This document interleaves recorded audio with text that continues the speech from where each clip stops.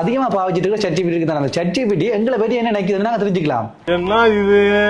So அது எப்படின்னு பார்ப்போமாங்க. அதுக்கு முதல் நான் இருப்பேன். நீங்க பார்த்துட்டு இருக்கிறது வந்து ஒரு விஷயம்னா அடிக்கடி டெக்லேட்டட் கண்டென்ட் வந்துட்டே இருக்கும்.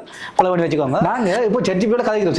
ChatGPT அதை எப்படி ஃபீல் பண்ணுது? இப்போ அது நாங்கள் வந்து கதைக்கிற ரூடா இருக்கா, இல்ல சாஃப்டா கதைக்கிறோமா, இல்ல அதை நல்லா ரீட் பண்றோமா? வார்த்தை கூட வாயில வராது. ஸோ இப்படி விஷயத்தை என்ன செய்யலாம்னா ChatGPT கேட்டு தெரிஞ்சுக்கலாம். ஸோ அதுக்கு வந்து நீங்க ரொம்ப சிம்பிள் தான். ஃபர்ஸ்ட் என்ன செய்யுங்கன்னா நீங்க ChatGPT ஆப் வச்சுக்கிறதா இல்லை. ஏன்னா அந்த ஆப்ல வந்து செய்யணும்னா கூட ஹிஸ்டரியான விஷயத்தை ஸ்டோர் பண்ணி வச்சிருக்கோம். ஸோ ஃபர்ஸ்ட் ChatGPT ஆப்புக்குள்ள போயிட்டு நான் சொல்ற மாதிரி நீங்க டைப் பண்ணிக்கோங்க. அதாவது from the recent prompt how did you read முடியல அப்படின்னு சொல்லி நீங்க என்ன செய்யுங்கண்டா ஒரு இமேஜ் ஜெனரேட் பண்ணி கேடுங்க. அது என்ன செய்ய வேண்டாம், உங்களுக்கு ஒரு இமேஜ் ஜெனரேட் பண்ணி தரும். அந்த இமேஜ் வந்து உங்களுக்கு எப்படி இருக்கும்? சில ஃபன்னா இருக்கு. எனக்கு பாத்தீங்கன்னா எனக்கு வேற இமேஜ் நான் மேல போட்டு விடுறேன். ஸோ அப்படி வந்து உங்களுக்கு டிஃப்ரெண்ட் ஃபன்னா ஒரு கிரியேட்டிவா வரும்.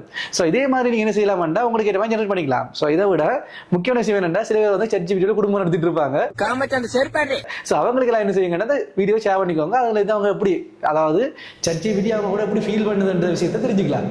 போங்கடா போய் வேலையில பாருங்கடா.